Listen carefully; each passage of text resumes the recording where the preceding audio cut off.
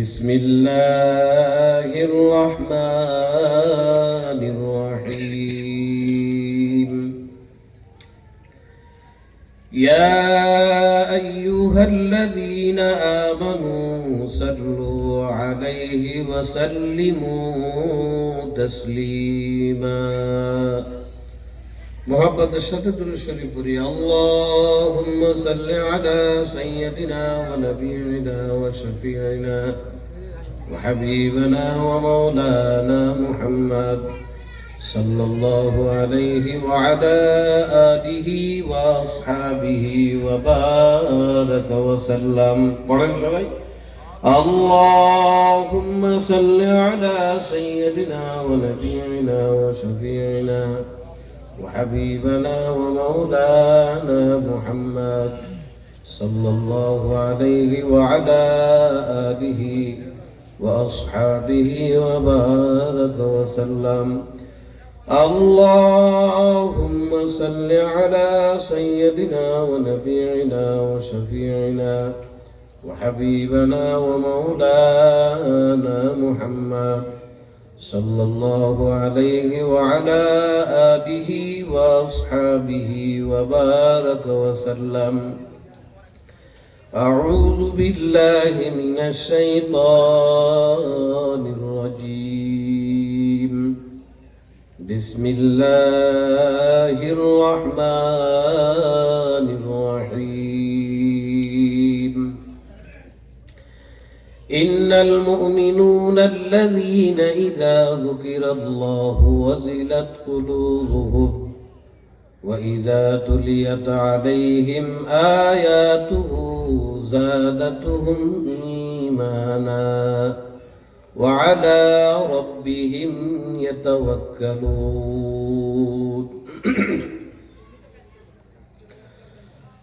صدق الله العلي العظيم وصدق رسوله النبي الكريم ونحن على ذلك لمن الشاهدين والشاكرين. ربنا تقبل منا إنك أنت السميع العليم وتب علينا إنك أنت التواب الرحيم. সকল জবান খুলে একবার মোহাব্বতের সাথে বলেন আমিন। আমিন। মুআজ্জাজ মুহতারাম সদরে জলসা গাজীরহাট হযরত আলী দারুস সালাম হাফিজিয়া কওমি মাদ্রাসা ও এতিমখানার উদ্যোগে আয়োজিত 2 দিন ব্যাপী বিরাট ওয়াজ মাহফিল তাফসীরুল কোরআন ওয়াজ মাহফিলের সম্মানিত যোগ্য সভাপতি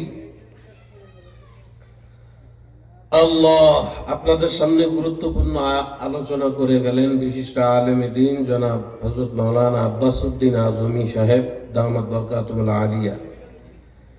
দেগার উম্মতের শ্রেষ্ঠ দল বুজুর্গ ওলামায়ে কেরাম, আমার সামনে উপবিষ্ট সমবয়সী কলিজার টুকরা হৃদয়ের স্পন্দন আমার সোনা পাখি যুবক ভাইয়েরা, পিতার সম্মানতুল্য মুরব্বী আমার বাবাজিরা, পর্দার অন্তর আড়ালে শ্রবণরতা আমার মা ও বোনেরা, আল্লাহ পাক রব্বুল আলামিনের দরবারে শুকরিয়া আদায় করি যে আল্লাহ পাক আপনাকে আমাকে দয়া করে মায়া করে ভালোবেসে নুরানি কোরআনি মজমা বেহেশতের বাগান, বিশেষ করে জাকিরিন শাকিরিনদের মজলিসে আল্লাহ ওয়ালার সোহবতে উলামায়ে কেরামের পরিবেশে আসার বসার তৌফিক দান করেছেন।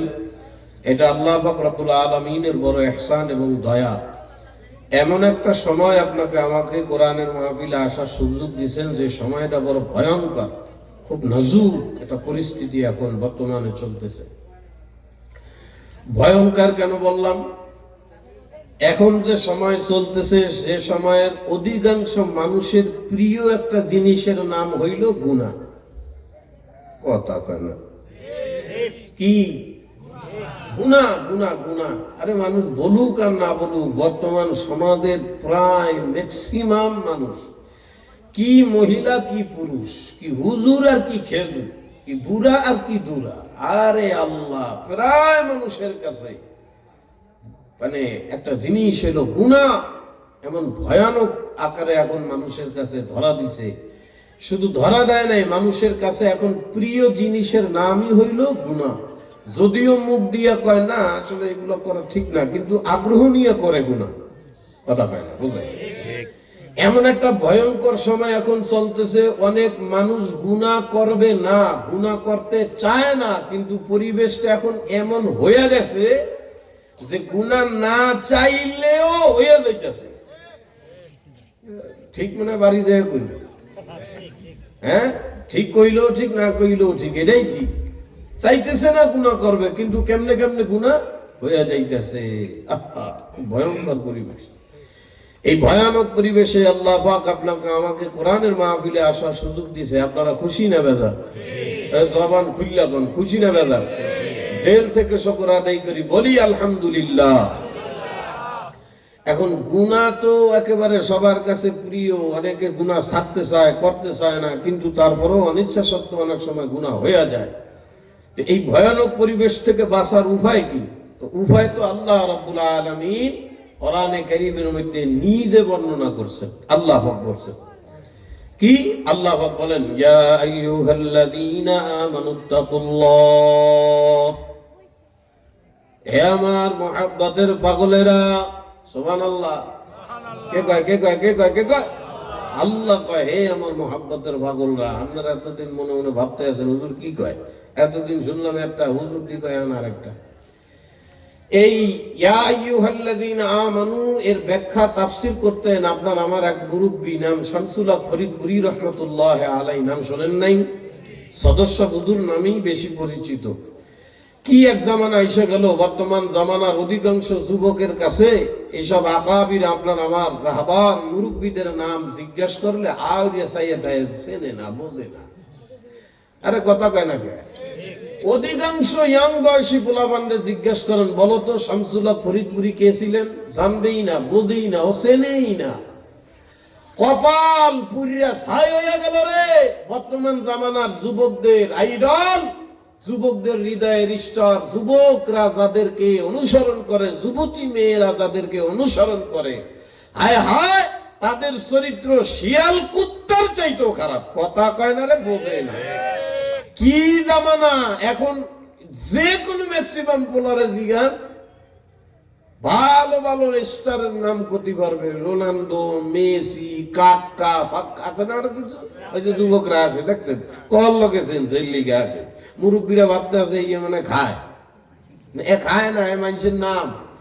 নামাম দুনিয়ার ভালো ভালো খেলোয়াড়, তামাম দুনিয়ার ভালো ভালো নাম করা ড্যান্সার, এগুলারে আমাদের যুবকরা যেইভাবে গেলে আর তাদেরকে মুখস্থ করে। সেই দিন দেখলাম ছোট একটা বাচ্চা, বয়স সর্বোচ্চ 9 বছর হবে, মনে তাও না, কম হবে, অনুমান করলাম 9 বছর। এত টাকা একটা বাসুর, এ বেটা রোনাল্ডোর ভোলা কয়টা, মাইয়া কয়টা, বাড়ি কয়টা, বউ কয়টা, আগে কার লগে প্রেম করছে, কার লগে সারাসারি হয়েছে, সব জানে।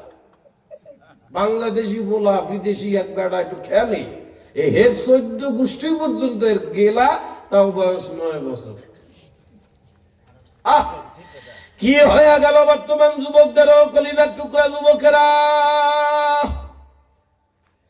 ডায়মন্ডের মতো দামি হায়াত কোন দিকে দিয়া, কাদের পিছনে দিয়া উড়াইতেছ রে ভাই, সর্বনাশ হয়ে যাবে। কিয়ামতের ময়দানে তোমার আমার কিন্তু ওঠা লাগবে। যার সাথে যার চলাফেরার মিল থাকবে, যার সাথে যার দিলের মিল থাকবে, আলমারহু মাআ মান হাব্বা, যার সাথে যার তোমার মুহাব্বত থাকবে, এদের সঙ্গেই কিয়ামতের ময়দানে তোমার হাসর থাকবে। আরে আমাদের বর্তমান দুনিয়ার ছেলে আর মেয়েদের রুচি এত পচা পচছে।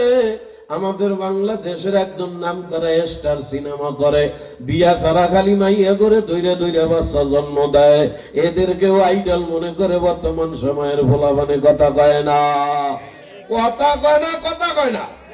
চরিত্র ঠিক নেই। আরে হে গাজীরাটের বাবারা,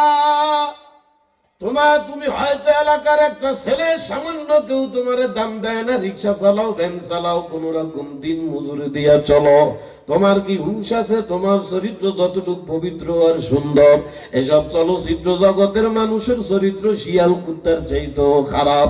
অর্থাৎ তোর পায়ের যোগ্যতা ওই নায়কের সারা গায়ে না, নাই, এদের হৃদয়ের স্টার বানায় বয়ে রয়েছে। আরে কপাল, তোমার হৃদয়ের স্টার এর শামসুল হক ফরিদপুরি, তোমার হৃদয়ের স্টার। আরে কাসেম নানুতুবি, তোমার হৃদয়ের স্টার। ইমদাদুল্লাহ মাহাদুরী মক্কি, তোমার হৃদয়ের স্টার। ফজলুল করিম রহমাতুল্লাহ আলাইহি, ও ভাই, তোমার আমার বা তোমাদের হৃদয়ের স্টার আল্লামা মামুনুল হক, আল্লামা ফয়জুল করিম, আল্লামা রেজাউল করিম চরমনের পীর সাহেব, এরা তোমার আমার হৃদয়ের স্টার। এদেরকে এখন মানুষ চেনে না, চরিত্রহীন লব্বট যে আছে তার নাম ভালো করে জানে, খালি জানে না আর 14 গোষ্ঠীর কেটা কোন জায়গার কি সব খবর জানে। ও কলিজার টুকরা ভাইয়েরা, ব্রেন পরিবর্তন করো, চিন্তা চেতনা পরিবর্তন করো, কলব পরিবর্তন করো ভাই। আল্লাহু আকবার দেখতে না দেখতে হায়াত ফুরাইয়া যাবে। এই কলবের মধ্যে যারে বসাবা কিয়ামতের ময়দানে কিন্তু তার সঙ্গে তোমার আমার হাসর হইয়া যাবে। পাল্টাও পাল্টাও। তো এরকম আপনার আমার একজন আকাবির ছিলেন আল্লামা শামসুল হক ফরিদপুরি রাহমাতুল্লাহ আলাইহি। উনি ব্যাখ্যা করতেন এই আয়াতের।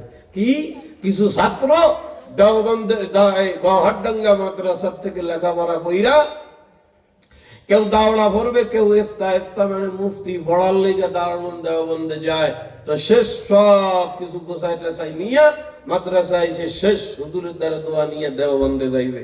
দেওবন্দে যাইয়া 2-3 বছর লেখাপড়া কইরা কাসিমি হইয়া দেশে আসছে, আইসা পরামর্শ করে সবাই শেষে তো হুজুরের সাথে দেখা করছিলাম, এখন দেশে আসবো, বাড়ি যাব, কে কোন ব্যস্ততায় ঘুরে যাই, তো চলো একসাথেই যাই, সবার আগে হুজুরের সাথে দেখা করি।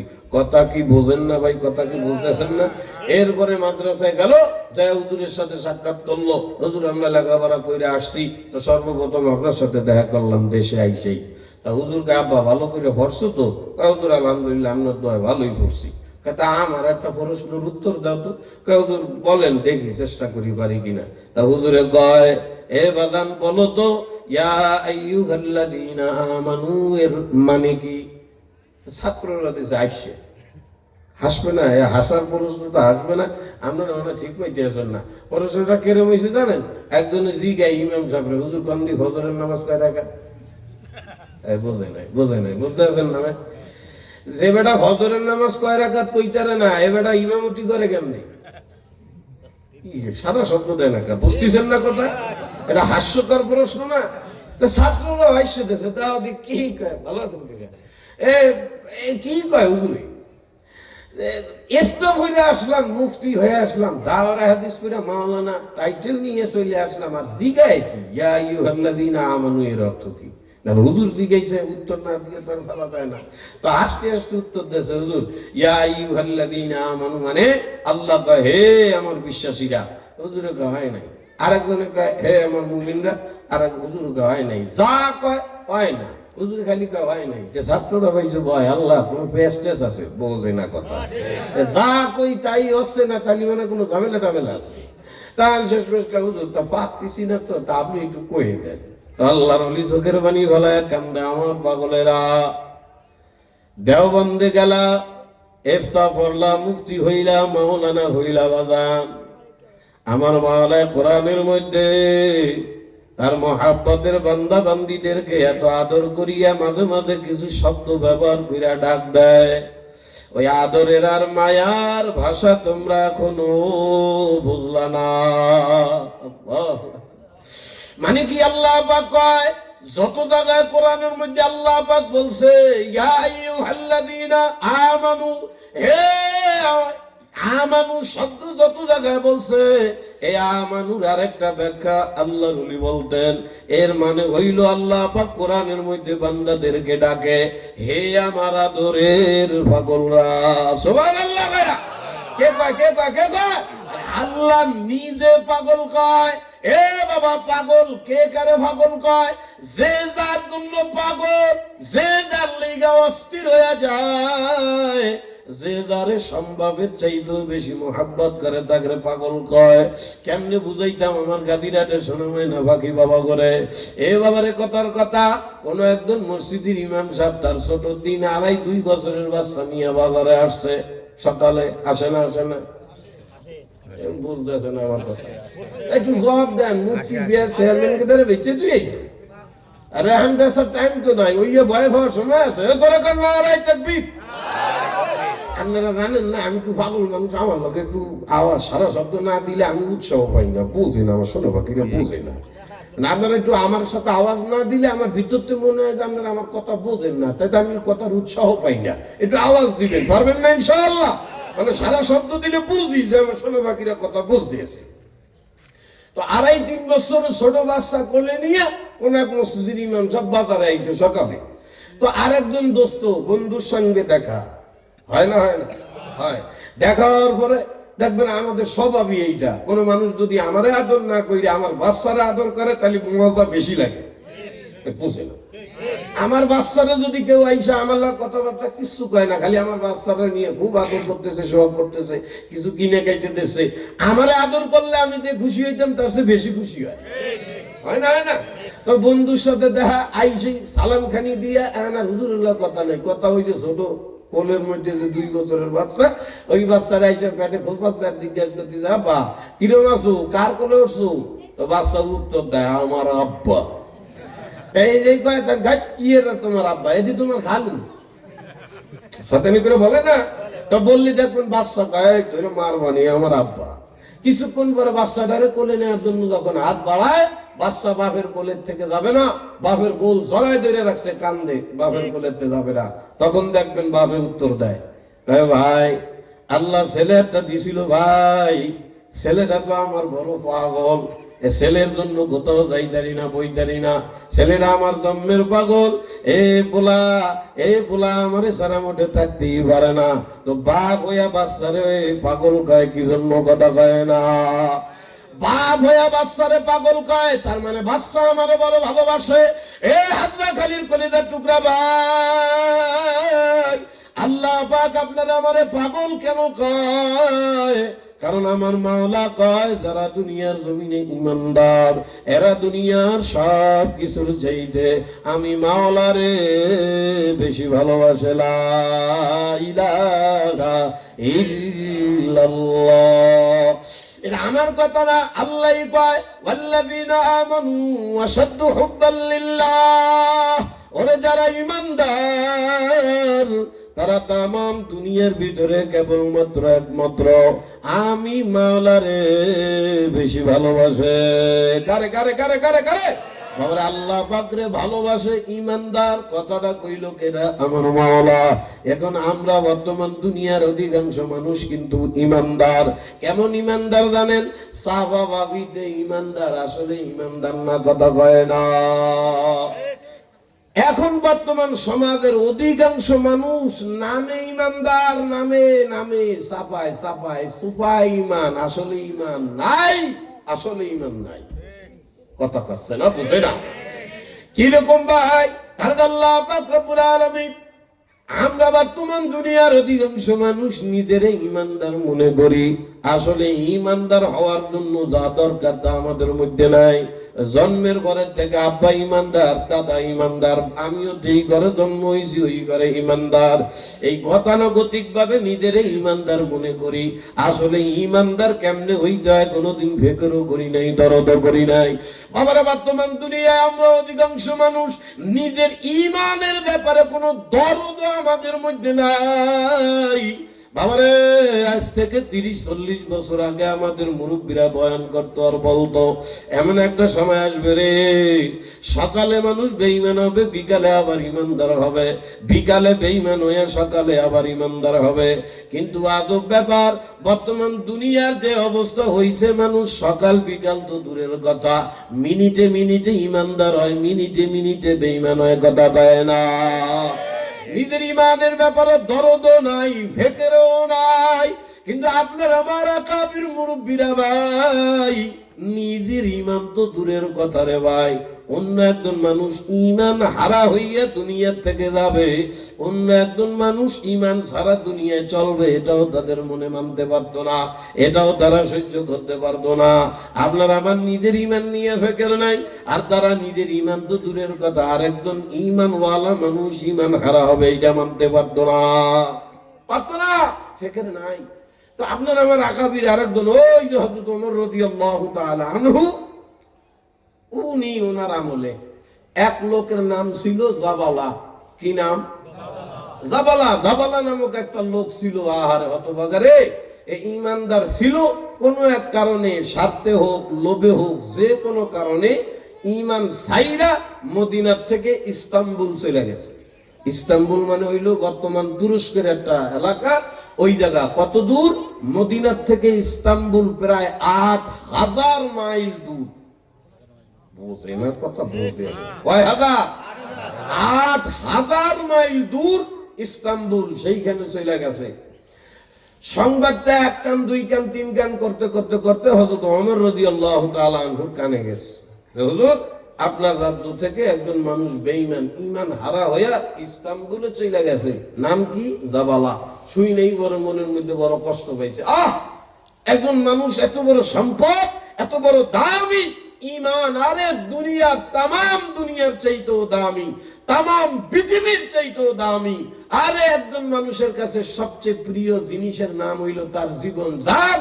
এই জানের চাইতেও ঈমান দামি। এই জন্য দেখেন না, যুগে যুগে যুগে যুগে কি এখনো অনেক মানুষ নিজের ঈমান ইবাদতের জন্য হাসতে হাসতে জীবন দিয়ে দেয়। জীবনের চাইতেও ঈমান দামি। তো ওমর রাদিয়াল্লাহু তাআলা আনহু বড় কষ্ট পাইলেন। আরে তুই ঈমান হারা হয়ে গেলি, ইস্তাম্বুলে চলে গেল।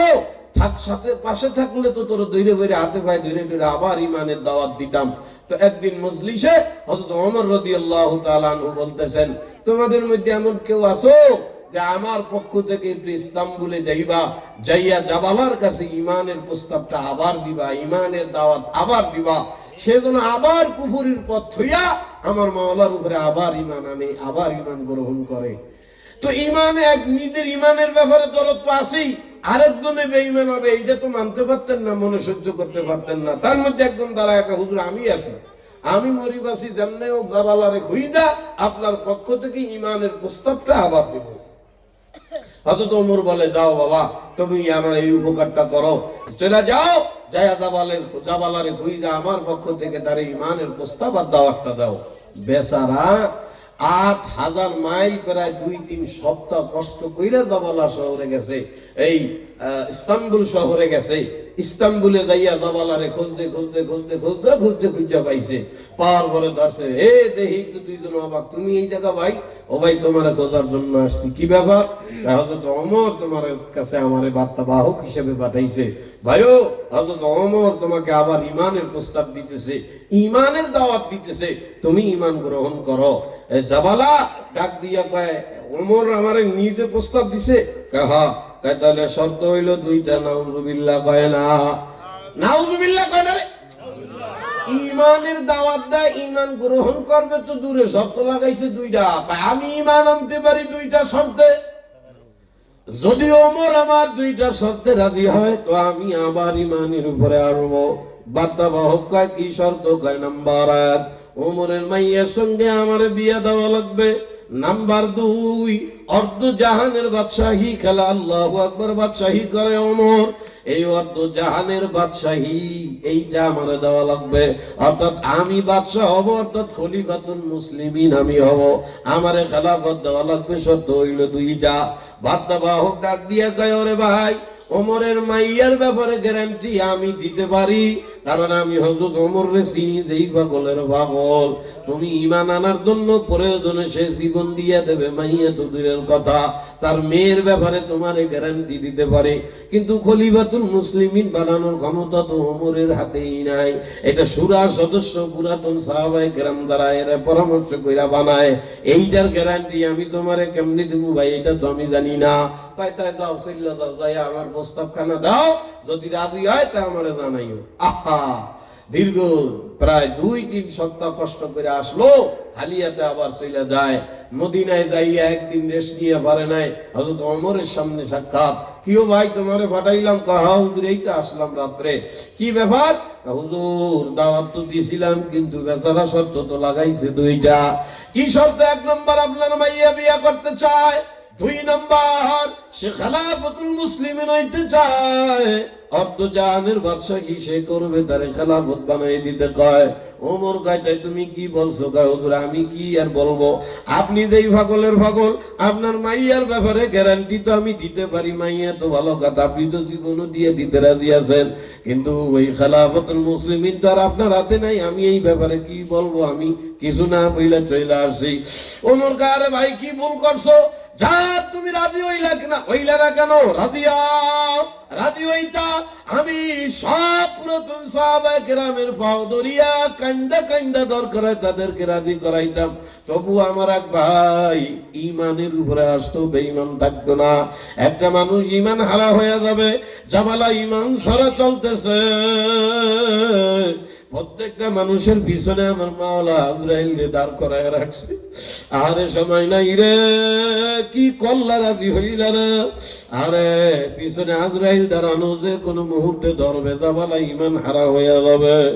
রাজি হইলা না কেন? যাও দ্রুত আবার রওনা দিয়ে চইলা যাও, যায় রাজি আমি এইখানে সাহাবায়ে কেরামদের হাতে পায়ে ধইরা সবাইকে রাজি করাইতেছি। আবার ৮,০০০ মাইল পাড়ি দিয়া জামালার খুঁজতে চইলা যায়, ইস্তাম্বুলে যায় তন্ন তন্ন কইরা খোঁজে, জামালারে পায় না। কিরে জামালার আয়া গেল কই? দীর্ঘ খোঁজাখুঁজির পরে হঠাৎ দেখতেছে ইস্তাম্বুলে, আল্লাহু আকবার, অনেক মানুষ এক জায়গায় জড়ো হইয়া কি জানো দেখতেছে। তো উনিও খুব আগ্রহ হইল, কি ব্যাপার, এমন কি জিনিস মানুষ এভাবে গোলাকার হইয়া সবাই দেখে। উনি মানুষজন সরাইয়া যখন সামনে গেল, সামনে যাইয়া দেখতেছে আরে খুঁজতেছে জাবালা, এই জাবালার লাশ পরা, ওই লাশ দেখতেছে মানুষ। পাশে বৈশা হাতটা দুইরা চোখের পানি ভাইরা ফালাই দিয়া আরে কবল ভোরারে, আমার তোর ইমানের প্রস্তাব দিল, তুই শর্ত লাগাই দিলি, ইমান আনলি না, ইমান সারা দুনিয়াতে চলে গেল। বাবার বর্তমান দুনিয়ায় আমরা অধিকাংশ মানুষ নামে ইমানদার, খালি মুখ দিয়া নিজের ইমানদার দাবি করি, আসলে কোনোদিন ফিকরও করি না, কোনোদিন ইমানের ব্যাপারে দরদ আছে কিনা আল্লাহ খেয়ালও করি না। বাবার বর্তমানে আমরা অধিকাংশ মানুষ তালে তালে ইমানদার, আমার আব্বা ইমানদার, আমার দাদা ইমানদার, আমিও তো ইমানদার, এমন তালে ইমানদার, জীবনে কোনোদিন এক জায়গায় বৈশা কেউ ফিকরও করে নাই, চিন্তাও কোনোদিন কেউ করে না যে আমি যে নিজের ইমানদার কইলা দাবি করি, আসলে আমি ইমানদার আছি কিনা। আল্লাহ পাক রব্বুল আলামিন ডাক দিয়া কয়, হে আমার আদরের পাগলেরা, নিজের ইমানদার দাবি করো, কোনদিন কি চিন্তা করছো আমি মাওলার ইমানের খাতায় তোমার নামটা আছে কিনা? কোনদিন তো ফিকির করো নাই, চিন্তাও করো নাই। এজন্য আল্লাহ পাক রব্বুল আলামিন কয়, ও আমার আদরের বান্দা বান্দিরা, আমি মাওলা পাক কে আসলে ইমানদার এইটা কেউ রাজি করুক আর না করুক, আল্লাহ বলে সূরা আনফাল, আমি শুরুতে যে আয়াত পড়েছি, সূরা আনফালের শুরুতে আল্লাহ পাক মুমিন ইমানদারের 5টা গুণ বর্ণনা করেছে। কয়টা কয়টা কয়টা কয়টা? এ বলে না কয়টা কয়টা? 5 মরার আগ পর্যন্ত মনে রাখবেন, এই 5টা আছে তো আমি ইমানদার, 5টা নাই তো আমি নামে দাবি করতেছি ইমানদার, আসলে আমি ইমানদার না। কারণ সবকিছু দাবি করলেই যে নিজের হবে তা তো না। আপনার মনে চাইছে গাজীরহাট বাজারের পাশেই পয়রা রয়েছে 5 কাঠা জমি, কালকে তো ঘোষণা শুরু করছেন এই জমির মালিক আমি, তাইলে আপনি মালিক হয়ে যাবেন? কথা কছেন আরে বুঝে না, তাই কি হয়? কেউ জমির মালিক হইতে গেলে দলিল লাগে না? আরে কথা কন না, পর্চা কাগজ লাগে না? আপনি আর আমি যদি জন্মের ভরতে নিজের ইমানদার দাবি করি, তা আপনার আমার ইমানের দলিল কাগজপত্র কিছু আছে? জীবনও নাই, ভেতরেও করেন নাই। আল্লাহ কয় যেই বান্দার ভিতরে মাত্র 5টা গুণ আসবে, কয়টা গুণ বলেন? কয়টা?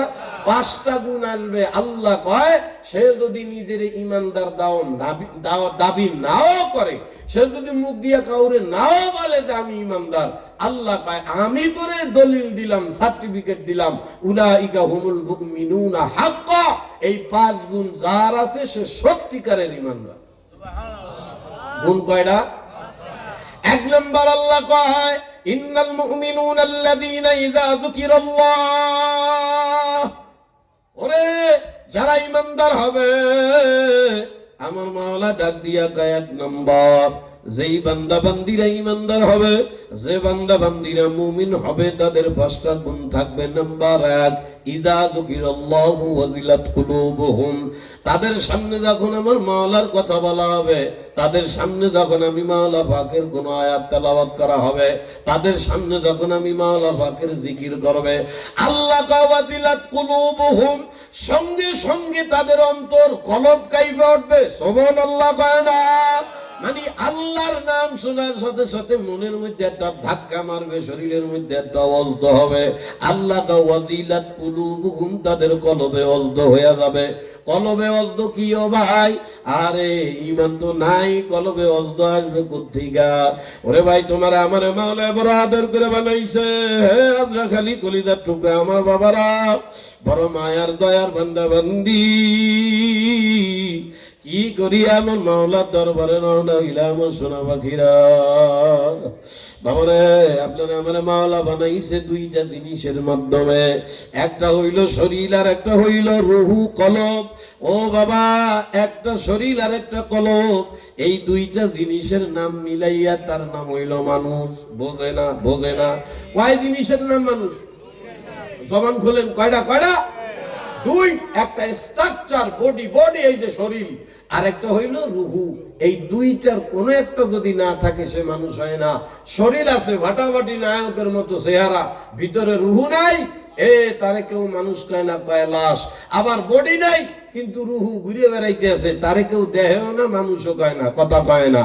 কিন্তু কি বিরাট দুঃখের বিষয় বর্তমান দুনিয়ায় 99% কইলে মনে হয় ভুল হবে না, 99% যুবক যুবতী বুড়া বুড়ি কারো ফেকের নাই রে। আল্লাহ আমাকে ওয়ালাকাদ কাররামনা বনি আদম, মানুষ বানাইছে 2টা জিনিসের বিনিময়, শরীর আর রুহু। আর শরীরের উপরে মানুষের কি পরিমাণ মেহনত, কি পরিমাণ কষ্ট। শরীরের কোনো একটা কিছু হয়ে গেলে মানুষ পাগল হয়ে যায়। ঠান্ডা লাগছে, দৌড় দিয়ে দোকান থেকে ঠান্ডা প্যারাসিটামল খায়। ক্যান্সার হয়ে গেছে, হাসপাতালে ভর্তি হয়। কোন রোগ শোক হইছে, হাসপাতালে যায় অপারেশন করে রে। আর একটা দামি জিনিস আমার মাওলায় আপনার আমার শরীরের মধ্যে দিয়ে দিল, জিন্দিগা দিতেও কোনো মানুষ ওই জিনিস নিয়ে ফেকের করে না, অথচ ওই জিনিসের চাইতে রুহু কলবের দাম বেশি।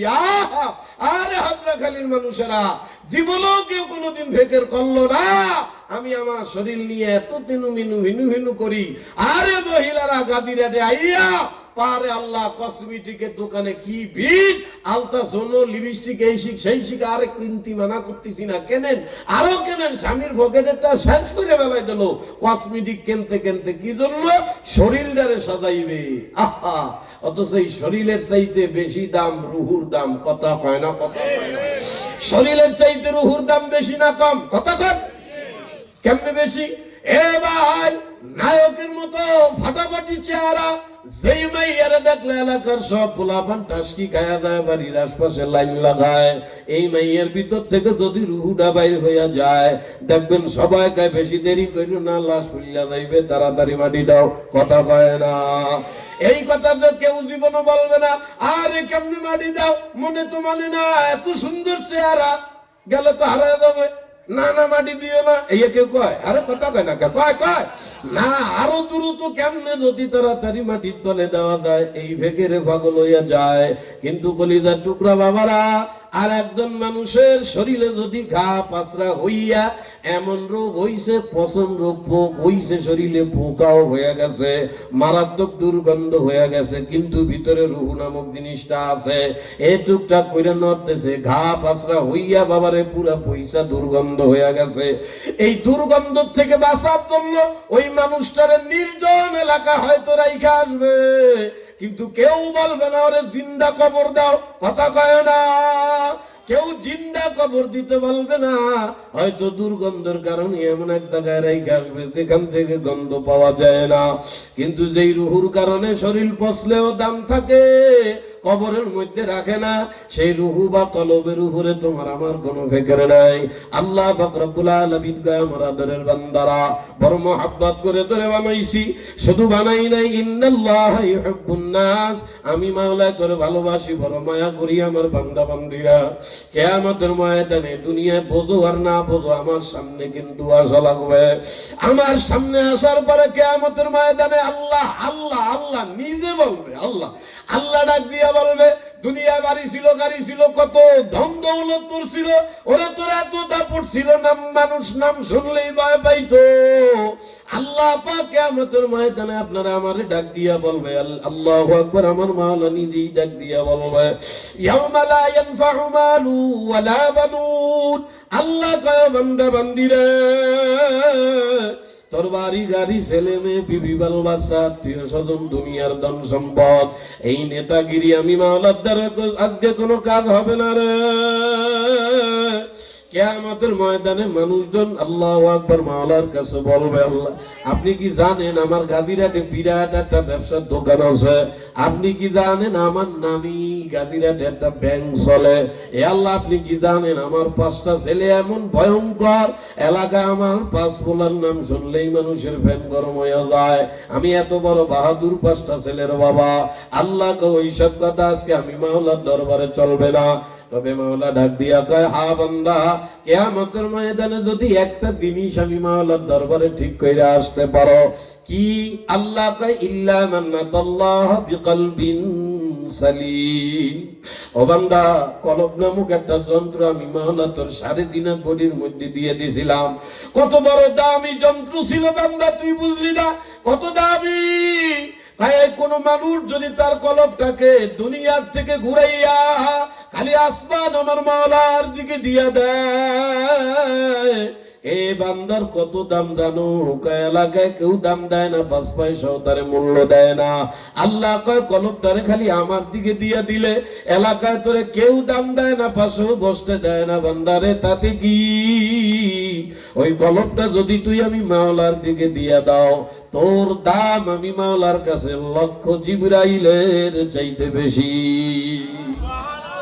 ও ভাই, শরীর নিয়ে কত ফেকে, দামি দামি কলব এইটা দিছিল মাওলা সাদা কইরা, আবার দায়িত্ব সাদা কইরা নিয়ে মাওলার কাছে যাওয়া। কোনদিনও কলব নিয়ে ফেকের করে নাই দাদু ভাই। কিয়ামতের ময়দান এই কলবের সাথেই আমার মাওলার সাথে আপনার মুআমালা হবে। জান্নাত আর জাহান্নামের সম্পর্ক এই কলবের সাথে হবে। কলব দিছিল দুধের মতো সাদা, কালা কুচ্চে কইরা আল্লাহর সামনে দাঁড়াইলা, বড় বিপদ হয়ে যাবে। কলব পরিষ্কার কেমনে করবা ভাই? ও আল্লাহ পাক কোরআনে কারীমের মধ্যে এই কলবের ঔষধ আল্লাহ কোরআনে বাতায় দেয়। এই জন্যই তো আমরা পাগল, যারা কলবের রোগী, আমরা আমাদের কলবের ডাক্তারের কাছে যাই। দুনিয়ার মানুষের শরীরের যেমন নাম আল্লাহ নামে বেদামি দামে বেদামি ডাক্তার আছে, 250 বেড আছে, বিভিন্ন ক্লিনিক আছে, গেলে শরীরের চিকিৎসা করে, গেলে ক্যান্সারের অপারেশন করে। এই সব ক্লিনিক আমরা যাই এই দেহর অসুখ সারানোর জন্য। আমরাও যারা কলবের রোগী, আমরাও ডাক্তারের কাছে যাই, এই কলবরে ওষুধ খাওয়াই, চিকিৎসা করাই। আমাদের এই কলবের একটা হসপিটালের নাম হইল চর্মনাই। বোঝে না রে, বোঝে না। এ বাবারে, বিভিন্ন এলাকায় ছোট ছোট ক্লিনিক থাকে, এগুলো হইলো প্রাথমিক।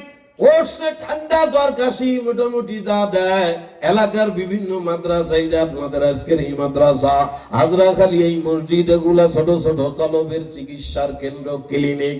আজ আপনার আমার কলবের অপারেশন বড় বড়, আল্লাহু আকবার, বড় বড় ডাক্তার হসপিটাল হইল চরমনাই তাবলীগ জামাত, কথা কয় না। এই সব জায়গা যাইতে হয়, কলবের পরিষ্কার করতে হয়। এই কলব পরিষ্কার করার জন্য আল্লাহ পাক রব্বুল আলামিন কোরআনের মধ্যে প্রায় 550 উপরে আয়াত নাযিল করছে। কেন? কলব পরিষ্কার করার জন্য যত ঔষধ আছে, এই ঔষধের মধ্যে একটা নামি দামি ঔষধের নাম হইল মাওলার জিকির, লা ইলাহা ইল্লাল্লাহ, লা ইলাহা ইল্লাল্লাহ, লা ইলাহা ইল্লাল্লাহু মুহাম্মাদুর রাসূলুল্লাহ।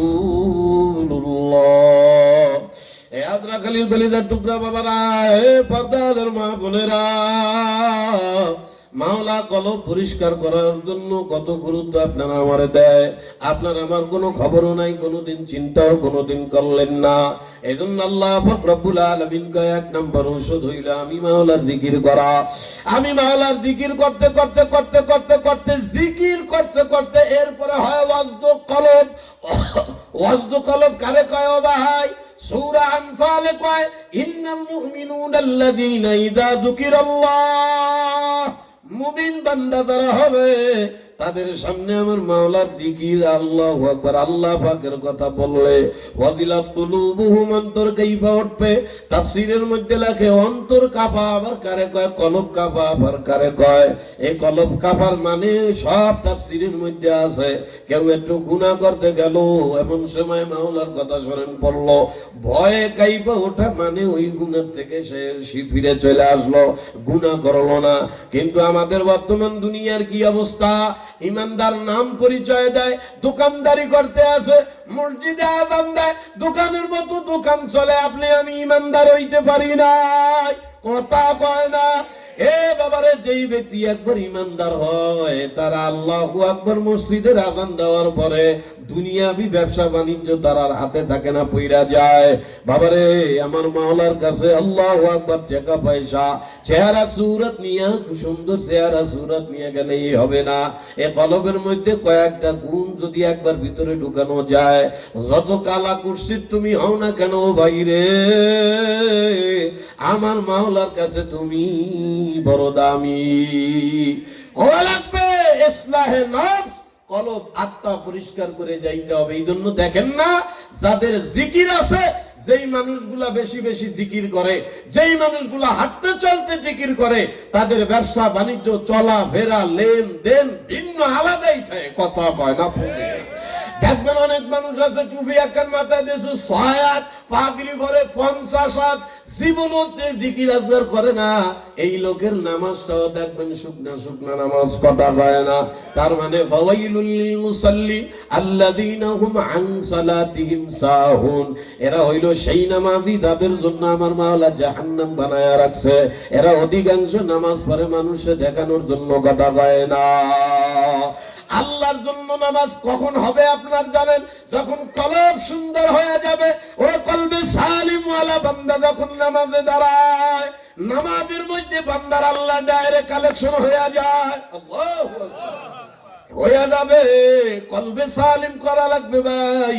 কলবে সালিম যখন মানুষের ভিতরে হয়ে যায়, কোন মহিলা যদি একবার কলবে সালিম হয়ে যায়, চেহারা সুন্দর করার চাইতে কলব সুন্দরের মেহনতে কোন মহিলা যদি একবার লাগে, ওই মহিলার চাল চলন, হাব ভাব পরিবর্তন হয়ে যায়, স্বামীর সঙ্গে লেনদেনটা আল্লাহু আকবার পরিবর্তন হয়ে যায়। এ বাবারে, চেহারা সুরত নিয়ে দুনিয়ায় কিন্তু কোন দ্বন্দ্ব মারামারি বাঁধে না। এই দুনিয়ার ভিতরে যত গ্যাঞ্জাম আর মারামারি কলব নিয়া, কথা কয় না। যে তো কইছেন তাহলে বোঝেন নাই। এ বাবারে, কোন একজন মানুষের যদি 2টা চোখ না হইয়া মার পেটের থেকে চোখ একটা নিয়ে দুনিয়ায় আসে, এই জন্য কিন্তু সমাজের কারোর সাথে মারামারি বাঁধে না, কথা কয় না, কথা কয় না। তাই বাদে কোনোদিন আপনার এলাকায় এমন ঘটনা কোনোদিন দেখছেন নাকি? কোন মানুষ এসে বাড়িতে হামলা করছে, এ সলিমুদ্দি তোর বলা কেন হইছে, চোখ হইল না, গাত করে আজকে মেয়েরা বলামু, এই হইছে নাকি? কোনোদিন হয় না। বরঞ্চ শরীরের কোন খুঁত থাকার কারণে তার উপরে আরো মানুষের মায়া দয়া হয়। কোন একজন কানা লুলা রাস্তা দিয়া যায়, একজন লোকরে না দেইকা ধাক্কা দেওয়ার কারণে তার সাথে যে মারামারি করে, দেখবেন 5 জন লোক ওই কানার পক্ষে আইসা হাজির হইয়া যায়। কানার লগে গেন্দাম করো, আল্লাহ তুই পারলে আমার লগে লাগ, কথা কয় না রে, বলতে আছে না। শরীর নিয়া এলাকা কোনো গেন্দাম হয় না। এ বাবারে, সমাজে যত গেন্দাম মারামারি কলব নিয়া। ওরে মানুষ যখন কলবের ভিতরে দুনিয়ার লোভ ঢুকাইয়া দেয়, এই কলবের মধ্যে দুনিয়ার লোভ ঢুকানোর কারণে বাপ আর গোলা কুড়াল নিয়ে মারামারি শুরু কইরা দেয়, কথা কন, কথা কন। কলবের মধ্যে যখন সম্পদের লোভ ঢোকে, তখন বাপ আর সম্মানিত মানুষ ওই জিনিস বেরেনে থাকে না। অমুকরে দিলা 3 কাটা, আমারে তো 2 কাটা, আয় বাপ করে কুড়াল দিয়ে কোবাই, কথা কয় না কা? মানুষের কলবের ভিতরে যখন দুনিয়ার মায়া মোহাব্বত লোভ লালসা ঢুকাইয়া দেয়, আপন চাচা বাইস্তা মারামারি শুরু করিয়া দেয়, কলবের ভিতরে যখন মহিলারা আল্লাহ ধন সম্পদ স্বর্ণ অলংকারের লোভ ঢুকায়, ওই স্বামীর ঘর ওই মহিলার করতেই পারে না। বাবারে, বর্তমান দুনিয়া যত মহিলা স্বামী আর স্ত্রী আছে, অধিকাংশ স্বামী আর স্ত্রীর ভিতরে গ্যাঞ্জাম মূলত চেহারা নিয়ে হয় না, লোভ লালসা নিয়ে হয়, কথা কয় না। তোর ঘর আমি করবই না, কিরে কি জন্য করবি না? তুই বিয়ার আগে কি আমার চেহারা সুরত দেখোস নাই? দেখছি, কিন্তু তুই যে এত বড় ভইন্নির বেটা এটা তো বুঝি নাই। আমারে কত হাই ভাই নামি দামি বেটারা বিয়া করতে চাইছিল, আমার আব্বা তোর মতো গোলামের ভূতের হাতে দিয়ে দেছে। আমারে অলংকার দিতে পারো না, আমার নামে ব্যাংকে অ্যাকাউন্ট করতে পারো না, আমি তোর ঘর করবো না। বলে কি বলে না? কথা কয় না। কলবে সালিম, কোন মহিলার ভিতরে যদি একবার কলবে সালিমের গুণ চলে আসে, এই মহিলার স্বভাব কেমন হয় জানেন? আপনারা রাগ আসছেন না? আসলে আসছেন না?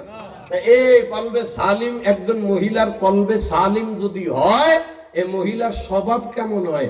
হাদিস থেকে একটা উদাহরণ দিয়ে পাগল চলে যাব।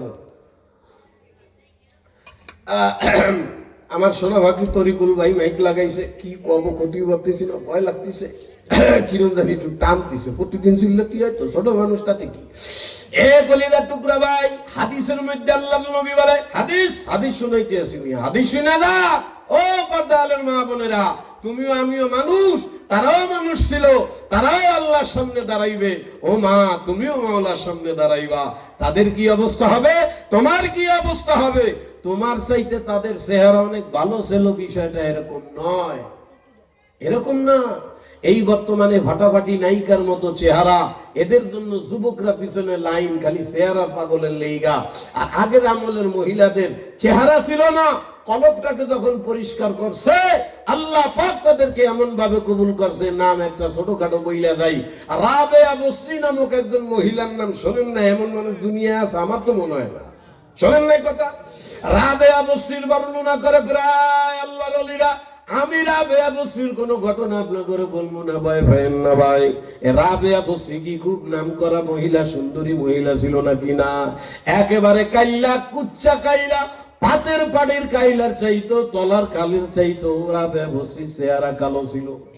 মেলা ধনীর মাইয়াটাইও ছিল না, একজন গোলাম বান্দির মাইয়া বান্দি ছিল রাবেয়া বসরি। কিন্তু কিয়ামত পর্যন্ত এমন প্রসিদ্ধ কেন হইল ভাই রে? আল্লাহ পাকের দেওয়া দামি কলবটাকে পরিষ্কার করেছে। কিয়ামত পর্যন্ত মহিলা, আল্লাহ নারী জাতির জন্য মাওলা একটা উদাহরণ পেশ করেছে। ওই রকম একটা উদাহরণ আল্লাহ নবী সাল্লাল্লাহু আলাইহি ওয়াসাল্লামের সময়, যে কোন মহিলার যদি কলবে সালিম হয়ে যায়, তার সংসার কেমন হয়? কেমন হয় সংসার? আল্লাহু আকবার। হাদিসের মধ্যে আসছে, আল্লাহ নবীর এক প্রিয় সাহাবী, মোটামুটি টাকা পয়সা আছে, ভালোই, বোঝে না কথা, বুঝতে আছেন না কথা? মোটামুটি ভালোই টাকা পয়সা আছে। এই সাহাবীরে আল্লাহ রাসূল বিবাহ দিছে, আরেকজন মহিলা সাহাবী আল্লাহ রাসূলের মাধ্যমে ইসলাহ হয়, ইসলাহে কলবের সবক নেয়। এমন একজন মহিলা, এই মেয়ের সঙ্গে এই ধনী সাহাবী, তার সাথে নবী বিবাহ দিয়ে দিয়েছে। দুইজনে মোটামুটি চইলা ফিরা ভালোই সংসার করতে আছে। করতে করতে প্রায় 3-4 বছর চলে গেছে। কথা বুঝতে আছেন না? 3-4 বছর সংসার চলে গেছে, খুব আনন্দের মধ্যে আছে। সংসারে কোনো জয় ঝামেলা নাই, কিচ্ছু নাই, অভাব নাই, অনটন নাই, মারামারি নাই, চিল্লাচিল্লি নাই। আর আমাদের বর্তমান সমাজের দুনিয়ার ঘর, মারামারি ছাড়া দিন যায় না, ঝগড়া ছাড়া দিন যায় না, কথা কয় না, বোঝে না। এমন কোন ঘর আমার বাইর করে দেখাইতে পারবেন যেই ঘরের মধ্যে সপ্তাহে একবার না একবার মারামারি বাঁধে না? কথা কয় না রে, বুঝে না, মিথ্যে কথা বলছি। এমন কোন ঘর আছে স্বামী স্ত্রী মারামারি বাঁধে না? কথা কন না কেন? বাদে বাদে বাইতেই যায়, আরে বাইতেই যায়। বাঁধার পিছনে কি কি উদ্দেশ্য? নিশ্চয়ই কোন দুনিয়াবি উদ্দেশ্য। স্বামী আর স্ত্রীর ভিতরে মারামারি বর্তমান ইদানিং যে বেশি বাধ্য আছে। এ ম্যাডাম মেসেঞ্জারে কাল্লা গাইলা বি কইলি, কথা কয় না। বর্তমান অধিকাংশ, আর আজ থেকে 40 বছর আগে স্বামী স্ত্রীর ভিতরে দ্বন্দ্ব কম হইতো, হইলেও ছিল টাকা পয়সা লেনদেন দিয়া, কথা কয় না। আর বর্তমান গজবের ডিজিটাল জামানায় স্বামী স্ত্রীর ভিতরে গ্যাঞ্জাম বেশিরভাগ আসে। তুই বেটা মেসেঞ্জার অমুক বেটার লাগা আই লাভ ইউ কইলি কা, কথা কয় না, পরকীয়ার গজবে ভইরা গেছে গা। যাই হোক বাবা, যেটা বলতেছিলাম সংক্ষেপে পাগল চইলা যায়। হে হাজরাখালীর মহিলারা, মাগো হাত দড়ি পায় দড়ি, বোঝো আর না বোঝো, চাও আর না চাও, মৌতের বিছানায় শুইয়া পড়বা মা। কিয়ামতের ময়দানে আমার মাওলার সামনে তুমিও দাঁড়াবা, তারাও দাঁড়াবে। তাদের অবস্থা কি হয়ে যাবে, তোমার আমার অবস্থা কি হয়ে যাবে।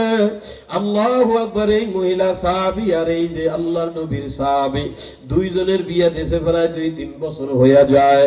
2-3 বছর হওয়ার পরে হঠাৎ যুদ্ধের ময়দানের ডাক চলে আসছে। যুদ্ধের ময়দানে যাওয়ার জন্য আল্লাহর নবীর সঙ্গে যুদ্ধে যাইবে, স্ত্রীর সঙ্গে সালাম মুসাফা করিয়া দোয়া নিয়া, বিবি গো দোয়া কইরো মাওলা যেন আমাকে শহীদ করে, আমি আল্লাহর রাস্তায় শহীদ হতে চাই। এই বইলা বিবির কাছে দোয়া নিয়া, বিবিও জামা কাপড় সুন্দর টোপলা টাপলি বানাইয়া, ব্যাগ পোস্কা বানাইয়া দিয়া স্বামীরে দীর্ঘ কিছুক্ষণ আগায় দিয়ে আসছে। আসার পর 1-2 সপ্তাহ যখন গেছে, যুদ্ধ শেষ হইয়া গেছে, মদিনার দিকে সবাই চইলা আসছে, সাহাবীও চইলা আসছে।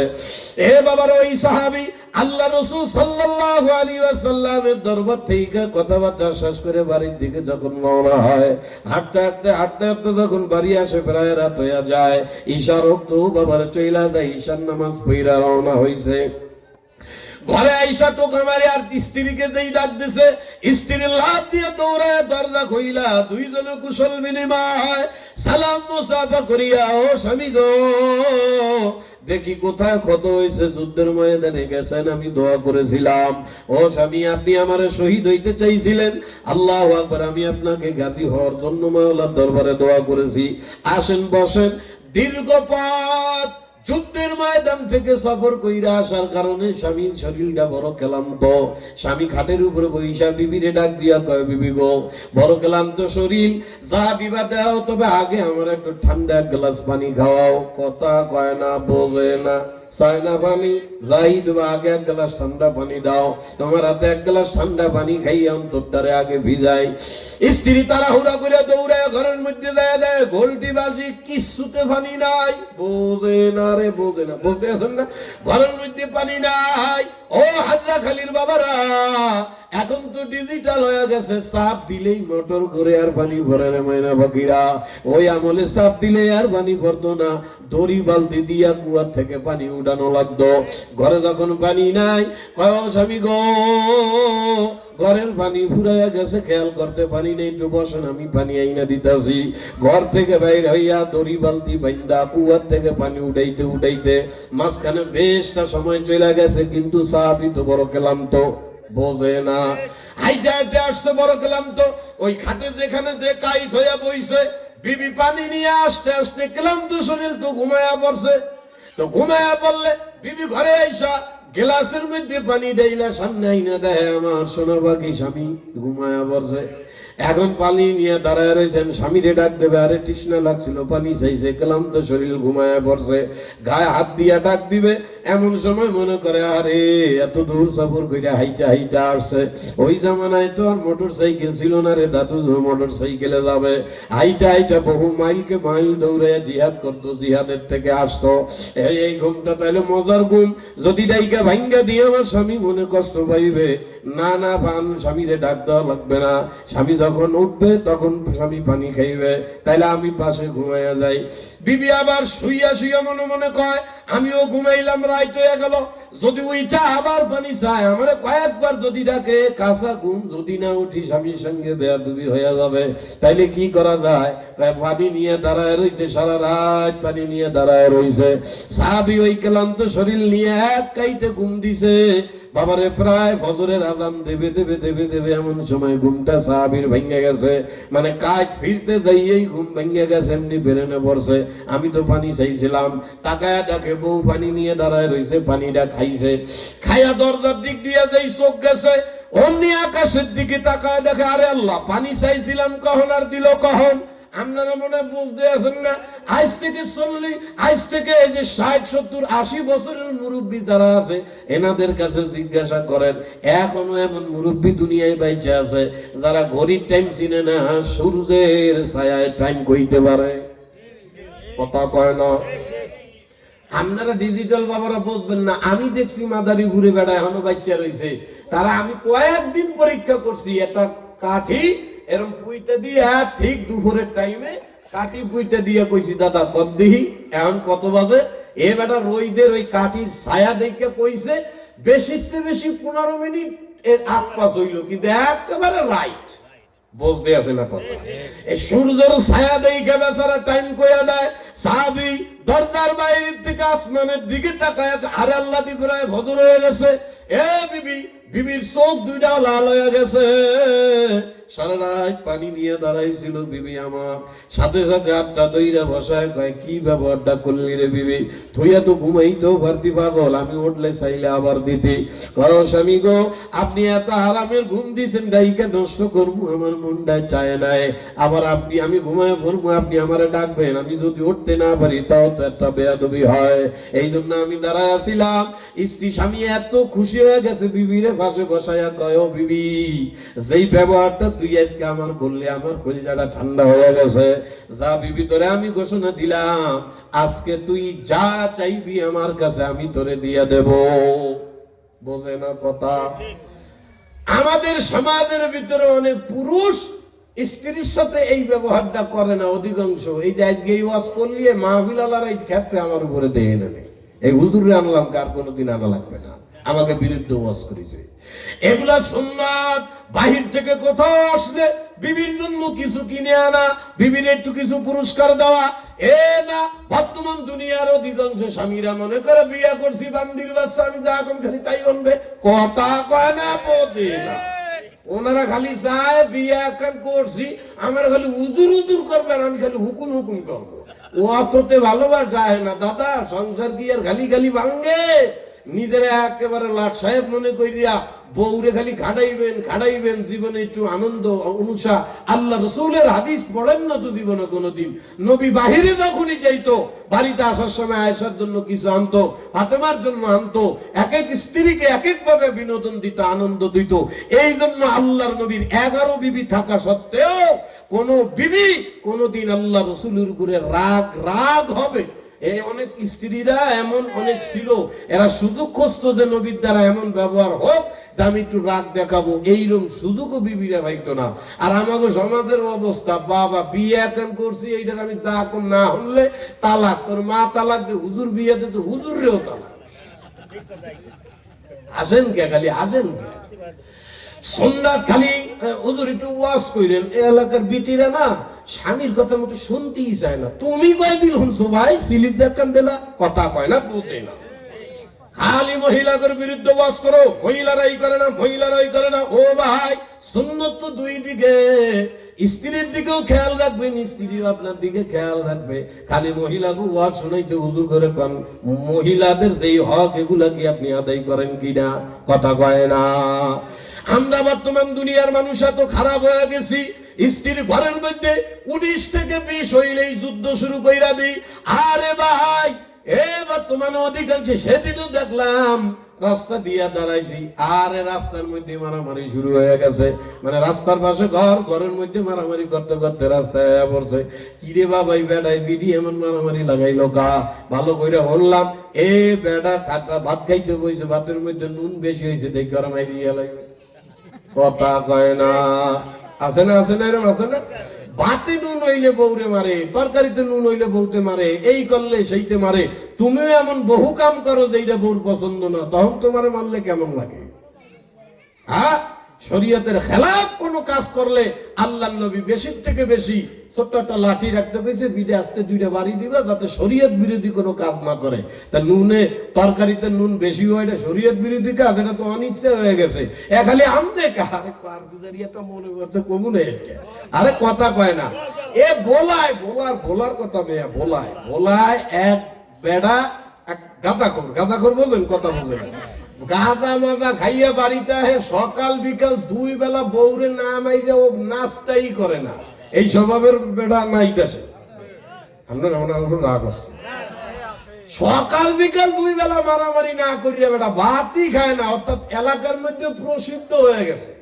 কোনো একদিন যদি ওই বাড়িতে, কোনো একদিন, সপ্তাহ না, কোনো একদিন যদি ওই বাড়িতে চিল্লা চিল্লির আওয়াজ না যায়, এলাকার প্রতিবেশীরা কয় দুইটা মনে হয় মরছে, কথা কয় না, এমন ভাবে পরিচিত হয়েছে। তো ওই বউ নিয়ত করছে এই শয়তানের ঘর আমি আর করবো না, এই জালেমের ঘর আমার করার সম্ভব না। তবে শেষমেশ সব মহিলা তো খারাপ না, কিছু মহিলা চেষ্টা করে ঘর সাজায় রাখার জন্য। এই মহিলা এলাকায় খুঁজছে বেটারে শেষ মিনিশিকার একটা চিকিৎসা করব, যদি ভালো হয় হয় ও থাকবে, আমার মতো আমি থাকবো। এই কয়ে এলাকায় গেছে, যাইয়া প্রতিবেশী একজন লোক ছিল চরমনের মুজাহিদ, এই চরমনের মুজাহিদ ধরছে হাতে পায়ে ধরে, ভাইও এই জালেমের জ্বালায় তো আর বাচ্চা সিনারে ভালো করার আর একটা সুযোগ খুঁজ দিয়েছি, তোমরা করে টাকা পয়সা যা লাগে সব দেবো। এই যে তোমার স্বামী যেমন প্রতিদিন এই যে প্রায় সময় শুনি চরমনাই যায় নাকি বরিশাল, আমার স্বামীরে তোমার স্বামীরে দিয়ে যদি একটু চরমনাই নিতে পারতা, টাকা পয়সা যা লাগে আমি দরকার রক্ত বেঁচে দেবো, তাও আমার স্বামীরে নিয়ে একটু দেহ দি, যদি ভালো হইলো তো হইলো, এই বেড়ার ঘর আর আমি করবো না। এই কইয়া তখন বউতে ওই আরেকজন সলমনের মুরিদের বউরে যায় ধরছে। তো বউ যখন স্বামীরে কইছে, এই সলমনের ভাগলরা তো এমনি পালিত ঘুঘু, আরে কথা কয় না রে, বোঝে পালিত ঘুঘু বোঝে, মানে নিজে গেছে আরেকজন নাই, আমি যেমন আল্লাহ ভাইছি তোরও আল্লাহ হওয়া লাগবে, কথা কয় না, আল্লাহ হওয়া হয়েছে। তো এই ভাগল সুযোগ পাইয়া ওই গাঁজাখোরের পিছনে সকালে বিয়ালে যখনই যায় গাঁজাখোরের পিছনে চা খাওয়া, এই খাওয়া, সেই খাওয়া, আদর্শ কইরা টুইরা জামদুক বেচারারে নিয়ে গেছে চরমনাই। চরমনাই যাইয়া 3 দিন থাইকা কামতে কামতে বাড়ি আইয়া নামাজ কালাম ধরছে। একদিন দুপুরে ভাত খাওয়ার সময় তরকারিতে নুন হয়ে গেছে, নুন হয়ে গেলে এখন ওই ভাত খাতি তোর ভাবতিছে না, নুন হয়েছে, তখন কামতিছে, কান্দা শেষ হয়ে গেছে। এখন বউ কইতাছে কি হয়েছে, কান্দেন কা, কান্দা কান্দা করে, আমি তো কত খারাপ, আল্লাহ আমারে হেদায়েত দিছে, তা নাহলে এই যে আজকে তরকারি তো নুন হয়ে গেল, তোকে কত মারতাম, কত অন্যায় তোর সাথে করছি। আমি চরমনাই যাইয়া প্রায় 150 মানুষের সাথে খানা খাইছি। একদিন রান্না করছে তরকারি পুরা নুন দিয়া গাড়িয়া লাইছে, কোনো মানুষ খাইতে পারে নাই। অথচ এই ময়দানে কেউ যে রাঁধছে বাবুর্চির একটা কটু কথাও কইল না, নিজেরাই রাঁধছে নিজেরাই খাইলো। ওই দিন আমি তোর কথা চিন্তা করে কত কান্না করছি, আজকে তরকারিতে কি পরিমাণ লবণ হইলো খাইতে পারলাম না, অথচ আমার বউরে প্রায় দিনই আমি মারি তরকারিতে নুন বেশি হয় কা। এই কথাটা মনে হইয়া তোর জন্য আমার মায়া আসতেছে। প্রতিদিন যেই বাড়িতে গ্যাঞ্জাম বাঁধত ওই বাড়িতে এখন আর গ্যাঞ্জাম নাই। এখন আগে বাঁধত তোর মারে, তোর বাপরে, তোর 14 গোষ্ঠীরে, এখন ওই ঘরের থেকে আওয়াজ আছে সকালে জিকির বিকালে জিকির, কথা কয় না, কথা কয় না। হারায়া গেছে আল্লাহর রহমত। ফেরায় বাড়িতে সকালবেলা আমি আমার আব্বারে দেখছি, জন্মের পরের থেকে দাদারাও দেখছি, আমার ভাগনা ভাগ্নি ঘরে নিয়ে দেখছি। আমার আব্বা নাস্তিক, একজন আল্লাহু আকবার নাস্তিক ছিল, কমিউনিস্ট পার্টি করত। আমার আব্বা একজন ইঞ্জিনিয়ার ছিল। মরণ বিশ্বাস হুজুরের হাত দিয়া আল্লাহরে পাওয়ার পরে গোষ্ঠী শুদ্ধা পরিবারের এই দিনদার বানাইছে। আমার আব্বা আমাদেরকে বাচ্চা কালে কোলে নিয়ে সকালে ফজরের পরে মাগরিবের পরে ঘরের মধ্যে বইয়া জিকির করত। উচ্চা গেছে গান আইরে, এখন অনেক চরমনাই মুজাহিদরাই জিকির করে না। এর মধ্যে গতবার একটা নাইছে ঠেলা মোবাইল, কথা কয় না। ইস্তেমা হইতেছে, হালকা জিকির হইতেছে, বয়ান পর্যন্ত বইছে, যেই শিকুর হইছে মোবাইল শরীফ নিয়ে বারইয়া জিকির নাই। আরে কথা কন না কেন বাবারে, চরমনাই বাদ দিলাম, অনেক মানুষ এখন জিকির তো করেই না, জিকিরের বিরুদ্ধে খালি ঘোষায় আর মাসলা দেয়, কথা কয় না। এ বাবারে, সকাল বিকাল জিকির, আগে হইতো মারামারি, মাত্র 1-1.5 সপ্তাহের কাহিনী। এর মধ্যে ওই মহিলার প্রতিবেশী, যেমন আমাদের সেনাটিতে আমাদের বাড়ির আশপাশ দিয়া কয়েকটা বাড়ি ছিল হিন্দু বাড়ি, এখনো আছে হিন্দু বাড়ি। তো ওই বলায় ওই চরমনের মুজাহিদ, ওনার বাড়ির আশপাশ দিয়েও কয়েকটা বাড়ি ছিল হিন্দু। তো একদিন কথায় কথায় ওই হিন্দু বাড়ির মহিলা আর এই যে গাঁজা করছে, এখন ভালো হয়েছে, এই বউ এই হিন্দু মহিলার এই মহিলার সঙ্গে কথাবার্তা হয়। বলতে বলতে হিন্দু মহিলা বইলা ফেলাইছে, ভাবি একটা কথা কম যদি কিছু মনে না করেন। কি কথা ভাবি? প্রায় এমন কোন দিন নাই আপনার বাড়ি স্বামী আর স্ত্রী যেই পরিমাণে আপনারা মারামারি করেন, গোটা এলাকায় আপনাদের নামে একটা প্রসিদ্ধ আছে। যেই দিন ওই বাড়িতে মারামারির শব্দ শুনবানা, গালাগালি শব্দ শুনবানা, মনে করবো দুইটার একটা যে কোনো মরে গেছে, এমন ভাবে কথা এলাকায় প্রচলন আছে। দীর্ঘ 1 সপ্তাহ সপ্তাহ ধরে আপনাদের বাড়ি কোনো জ্ঞান না, আরো শুনি দেই জিকিরের আওয়াজ, ওই জানলে মুসলমানরা লা ইলাহা কয়, এই শুনতেছি।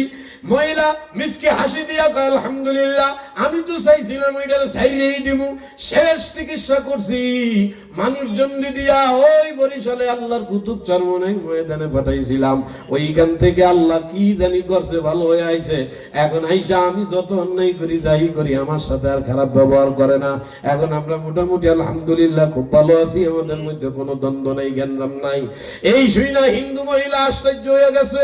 ঘটনাক্রমে কয়েকদিন পরে হিন্দুর ঘরে বাপজে মারামারি, পোজ দিয়েছে না কথা, স্বামী স্ত্রী বাপজে মারামারি, বাপ দিবা দিয়ে এক পর্যায়ে মহিলা বিছানা পাইয়া কলার দুই রেখে শয়তান, আরেকবার আমার গায়ে হাত দিলে তোরে চরমনায় পাঠাই দেব। হিন্দু মহিলা কত যদি আরেকবার আমার মারিস তোরও চরমনায় পাঠাই দেবো, এই আর কি যা বুঝতে চাইলাম আর কি, যে কিছু একটা হইলেই বললো মারামারি করে আর নিজেরে খুব ভালো মানুষ মনে করে না। ভাই খবরদার, আল্লাহ তাআলা দুইটা জিনিস হালাল করছেন কিন্তু নিকৃষ্ট হালাল। কয়টা হালাল বলেন বলেন? হালাল কিন্তু নিকৃষ্ট। হালাল নিকৃষ্ট মানে আল্লাহ পছন্দ করে না, কিন্তু উম্মতের জন্য হালাল করছেন, জায়েজ করছেন, কিন্তু আল্লাহ পছন্দ করে না। সেই দুই জিনিস কি জানেন? এক নম্বরে বউ তালাক দেওয়া, দুই নম্বরে ভিক্ষা করা। ভিক্ষা করা জায়েজ কিন্তু নিকৃষ্ট হালাল, আল্লাহ পছন্দ করে না। আর মানুষের কাছে হাত পাত ফি আল্লাহর কাছে একদম মরা সম্পূর্ণ যখন হয়ে যাবি, জীবন যায় যায় ক্ষুধার যন্ত্রণায়, তখন আল্লাহ জায়েজ রাখছে যে হ্যাঁ এবার হাত পাতো। এই জায়েজ নিকৃষ্ট জায়েজ। আর একটা হইলো বউ তালাক দেওয়া, এটা তালাক উম্মতের কোনো কারণে আল্লাহ জায়েজ রাখছেন কিন্তু নিকৃষ্ট। এই সব কাজ আগের আমলের মুরব্বীরা করতেন না। অবাধ্য স্ত্রী হইলেও তারে তালায় তুলায় তেলায় তুলায় কোন রকম ভাবে জীবন পার করতেন। অবাধ্য স্ত্রীকে লালন পালন করার কারণে অনেক আল্লাহর ওলিকে আল্লাহ এত উঁচা উঁচা মাকাম দান করছেন, অবাধ্য বউ ঘরে ফেলার কারণে। না কেউ বাড়ি না। আমাদের এক আকাবির মুরব্বী ছিল আল্লামা শিবলি রহমতুল্লাহ আলাই, সম্ভবত শিবলি না।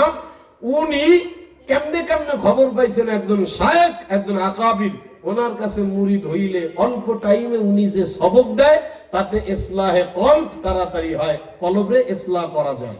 তো উনি নিয়ত করছেন যত দূর, প্রায় 1000 খানিক মাইল দূরে যাইয়া ওনার বাড়ির নাম ঠিকানা সহ খুঁজে বের করছেন, যাচ্ছে কেন মুরিদ হইতে। কথা কয় না, বোঝে না, বুঝতেছেন না কথা? শায়েকের খবর পাইছে, শায়েকের মুরিদ। আর আমরা প্রায় 200-300-250 কিলোমিটার দূর, এখানে যাইতে পারি না কলবের ইসলাহ করার জন্য। হাজার হাজার মাইল যাইতেন, খালি একজন আল্লাহওয়ালার কাছে যায় কিছুদিন থাইকা কলবের অপারেশন করবে এই খেয়ালে যাইতেন। এ রাত বেশি হয়ে গেল নি, আপনার ছেড়ে দিতেন বুঝে গেল না বেশি হয়ে যায়। আর আল্লাহ আল্লাহ 12টার দ্বারা যাওয়া যাবে না, এখনই ছেড়ে দিচ্ছে। ভাই রাগ আসছেন নাকি? না না না, একটু ভালো মেলা করলে সমস্যা। ফজরের নামাজ আছে দাদু, এ মানা বাকি বাবারা। ওই আল্লামা শিবলি, সম্ভবত শিবলির নামটা আমার ভুল হইতে পারে, যাই হোক, ওই আল্লাহর ওলি ওনার পীর শায়েখ ইসলাহে কলবের জন্য ওই বুজুর্গের বাড়ি যাইতেছেন। যাইতে যাইতে যাইতে যাইতে ঠিকানা অনুযায়ী ওই বাড়ি পৌঁছাইছেন। তো এলাকার মানুষরা বলতেছে, ভাই অমুক অমুক নাম, অমুক বুজুর্গ, আমরা মেলা দূর থেকে প্রায় 1000 মাইল দূরের থেকে আসছি ওনার কাছে মুরিদ হওয়ার জন্য। ওই হুজুরের বাড়ি কি এইটা? হ্যাঁ হ্যাঁ, এইটাই সেই হুজুরের বাড়ি, আমাদের এলাকার একজন মুরব্বী, বিখ্যাত, সবাই তারে খুব ভালোবাসে, ওনার কাছে মানুষ মুরিদ হয়। তো এটাই তো ঠিক? হ্যাঁ ঠিক। উনি মুরিদ হওয়ার জন্য ওই বাড়ির মধ্যে ঢুকছে, ঢুকেই দরজা টোকাইতেছে, টক টক করে দরজা। বাড়ি কেউ আছে? একজন পীরের বাড়ি, কথা বুঝতে আছেন? পীরের বাড়ির ভাবসাব থাকবে কি? সব আল্লাহ আল্লাহ ভাব থাকবে না? তো উনি দরজায় টোকাতেছে, ঘরের থেকে এক মহিলা দরজাল মাইকের গলা দিয়ে কিনারে বোঝে না, কথা বলে বোঝেন না।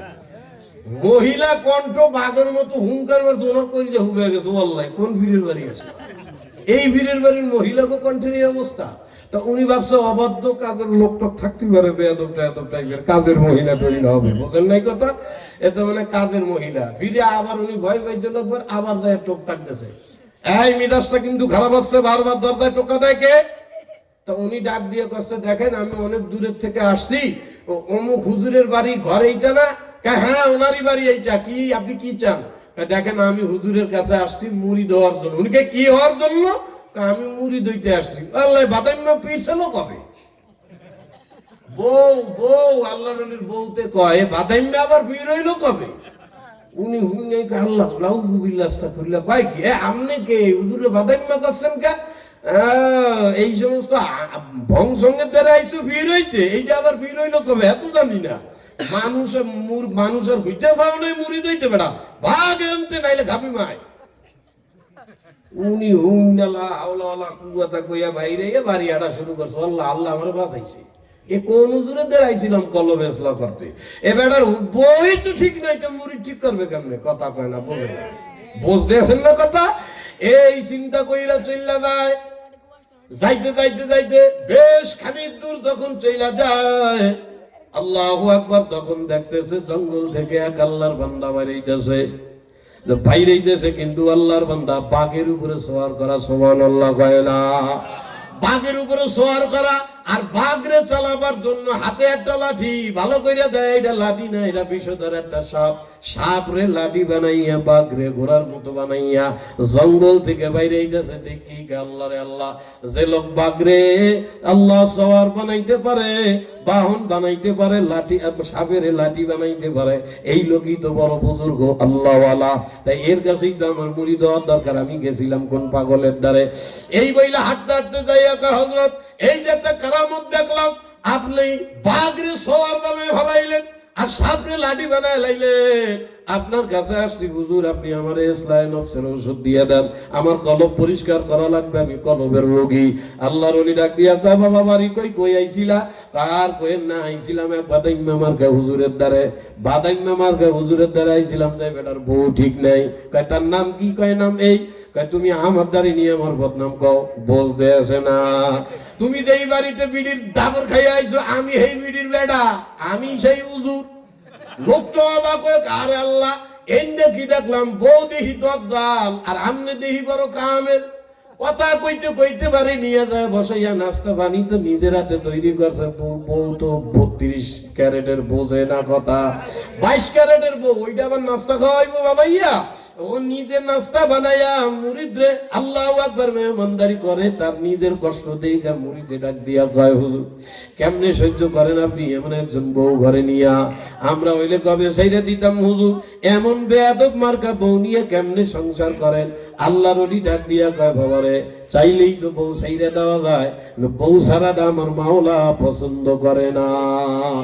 বউ ছাড়া আমার মাওলা পছন্দ।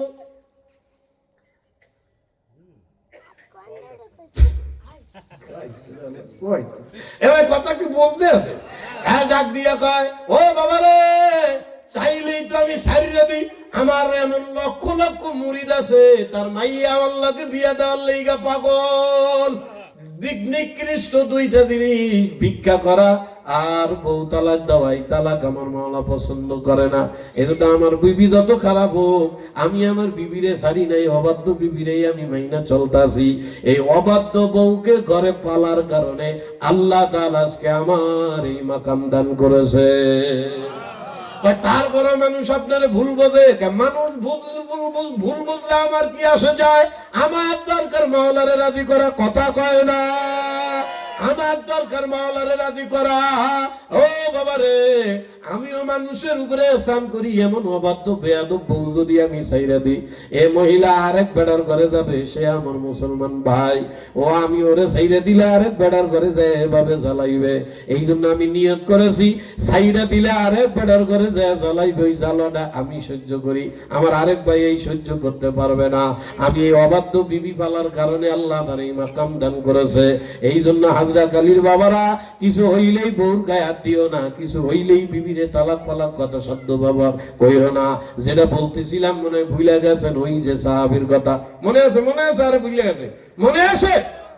মেলা রাইত হয়ে যাচ্ছে তো, এমন সময় স্ত্রী ডাক দিয়া কয়, সত্যি আপনি আমি যা চাবো আপনি তাই দেবেন? হাদিসের মধ্যে আসছে, কলবে সালিম হইলে মহিলাকে স্বভাব কেমন হয়। এই কলবে সালিম ওয়ালা এই মহিলা ডাক দিয়ে কয়, সত্যি আমি যা চাবো তাই দেবেন? সাহাবীকে ওয়াদা করলাম, কোন মুমিন কোন ইমানদার ওয়াদা ভঙ্গ করতে পারে না। তুমি যা চাও, যত বড় অসত্য হোক, আমি চেষ্টা করবো তোমার দেওয়ার জন্য, ওয়াদা বরখেলাপ করবো না। স্বামী স্ত্রী স্বামীর হাত ধরে কয়, তাইলে আপনি সুযোগ যখন দিচ্ছেন, তাইলে বলতেছি এই সুযোগটা আমি আরো আগে খুঁজতেছিলাম কিন্তু পাচ্ছিলাম না, আজকে পাইছি, আপনি আমার তালাক দিয়ে দেন। নাউজুবিল্লাহ। পুরস্কার দিতে চাইছিল কেন? ওর সুন্দর আচরণ, কি ব্যবহারটা করলো, ওই যেটা খুশি হয়ে গেল। এই জন্য যা চাবেন, উনি ভাবছে যে স্বর্ণ অলঙ্কার ফলঙ্কার দুনিয়া কিছু যা চাক দেবো, চাইয়ে বইছে তালা। স্বামী তো কিন কর্তব্য বিটি কয় কিরে, আমি কি তোমার তালাক চাওয়ার লেগে বলছি নাকি? কি পুরস্কার চাও আমার কাছে? এইটাই এখন আমার কাছে বড় পুরস্কার, আপনি আমার তালাক দিয়ে দেন। স্বামী চোখের পানি ফেলা কয় বিবিরে, তাইলে কি আমি তোমার একজন অযোগ্য স্বামী, নবী বিবাহ দিছে তাই তালে বিয়ে করছো? নাউযুবিল্লাহ। কি বলেন? আমার জীবনের শ্রেষ্ঠ স্বামী আপনি, আমার যেমন যোগ্য আপনি তেমনই স্বামী। না, আপনি আমার অযোগ্য না। তাহলে নিশ্চয়ই তোমার এমন কোন খারাপ ব্যবহার আমি করছি যেটা তোমার সাথে করা উচিত হয় নাই। নাউযুবিল্লাহ। ও স্বামী গো, এমন নেমোখারামি কথা আমি বলতে পারবো না। আমি মনে কষ্ট পাই এমন কোন ব্যবহার আপনি কোনোদিন করেন নাই। তাইলে নিশ্চয়ই আমি তোমার হক নষ্ট করেছি। হয় না, আপনি আমার বিবাহের পর থেকে নিয়ে আজ পর্যন্ত কোনো হক নষ্ট করেন নাই। সাহাবী এইবার সেইটা হাতা কোথায় বিধি, কিছুই করি না, তুই তালাক চালি গে, বোঝে না কথা। তুই তালাক চাও, আমি সব দিক দিয়ে ফিট, ঠিক আছে, তুই তালাক চাও কা? কি জন্য চাই এইটা বলতে পারবো না, তবে ওয়াদা যখন করছেন ভঙ্গ করলে আপনি মুনাফিক, জাহান্নামে চলে যাবেন। আমার কিছু করার নাই, চাওয়ার কাম চাইছি। স্বামী বেচার আল্লাহ এত বউ, এত সুন্দর একটা ভালো বউ চাইলে দেবে কোনো কথা? শেষমেশ বউর হাত ধরে রাখা বিবিরে, তাই ছাড়বো, তুমি যা চাইছো তোমার কথা মানবো। একটা পরামর্শ করি, তুমি আর আমি আসো, কি আল্লাহ রসুল ফজরের নামাজটা পড়া চলো দুইজনেই আল্লাহ রসুলের দরবারে যাই। আল্লাহ নবীর কাছে তোমার কথাও বলবা, আমার কথাও বলবো। এরপরে নবী যে সমাধান দিবে ওই সমাধানের উপরে দুইজনে রাজি আছো? বউ শূন্য খুশিতে একাকার, কয় কি পাগল, এইটাই তো আমি চাই।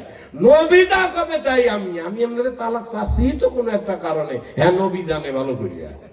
দুইজনে রাজি, ফজর ফিরে রওনা হবে। শুনবেন না? চমৎকার একটা জিনিস, শুনবেন না? কত শুনবেন আর মাগ না, কানে কানে কয়ে গেল টাহা লাগবে, রেশন নাম তো মরে যাবে। কালেকশন কইলে আর আমার ওয়াজ হয় না। তাও এখন ওয়াজ দিয়ে কি করবেন মাদ্রাসা যদি দিনা থাকে?